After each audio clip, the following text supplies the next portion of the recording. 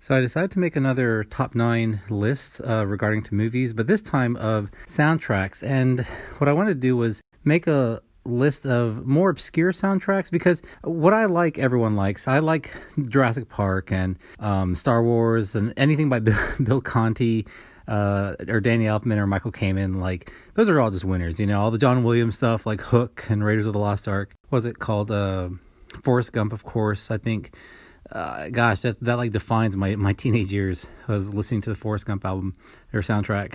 So what I want to do is just share with you my top 9 favorite, more obscure albums that I've listened to religiously. Team America was also one of them I listened to a lot. Though the music in Team America, the album did not, or the soundtrack did not show up in the movie. I remember reading why, and I can't remember.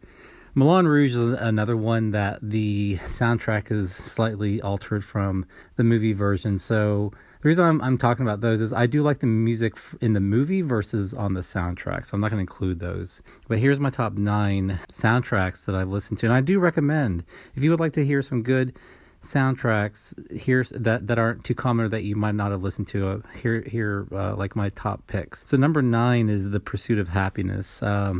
The saddest movie I've ever seen. When people say, what's the saddest movie you've ever seen? I don't have to think about it. It's The Pursuit of Happiness. That movie made me sob like a child in the movie theater.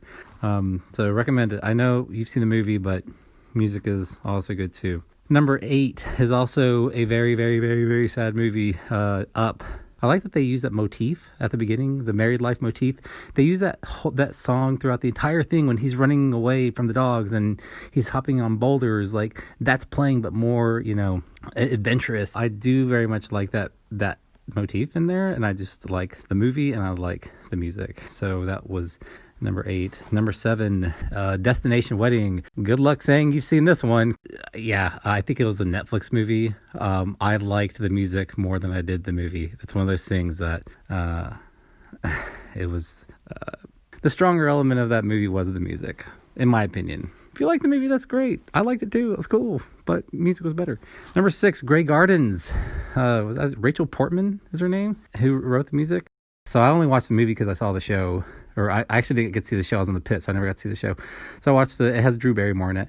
I thought the music was so moving and beautiful and touching. So, Grey Gardens. Again, I think the stronger element in this one, like Destination Wedding, was the music. Number 5, The Third Man. See, this one tells you, hey, this guy actually watches other movies other than just what's out. Orson Welles, man. Gosh, The Third Man, it's got this like little Spanish guitar riff throughout the whole thing. When they're chasing this guy in the tunnel at the end, they're playing the song. This song is played just like Up. It's like this little motif that's played all throughout the movie, and it just works, and it's so unconventional. You don't think this when you watch film noir that they're going to play this, you think you're going to hear like a low saxophone, No, man. This movie, it's just this guitar riff, and it's awesome, and I freaking love it. I think it's genius. This is The Third Man. Number 4, Charlie Chaplin's The Kid. I have a big framed poster of this in my house, and no one has seen The Kid. Actually, people just don't watch Charlie Chaplin films altogether. I mean, Great Dictator is fantastic. City Lights made me bawl my eyes out. And Modern Times has the Smile song in it that everybody knows. And I do like all these movies, man. These movies are fantastic.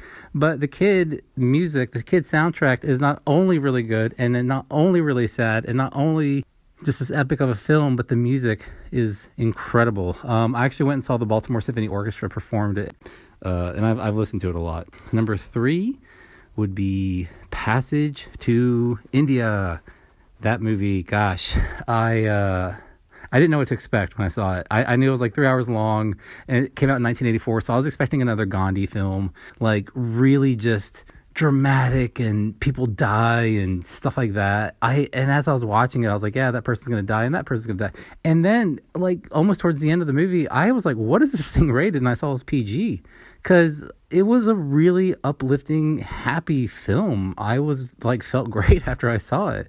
So the movie is good without the music. With the music, holy smokes. The music is standalone. I have not been able to stop listening to it, and I recommend people watch this movie, if not for the music for the movie, but this music is so good. It is so big and small at the same time. There's times where it's just simple and sweet, and other times it's so like it's like Lawrence of Arabia big, like that kind of thing. Okay, so number 2 is only John Williams one on this list. The Terminal.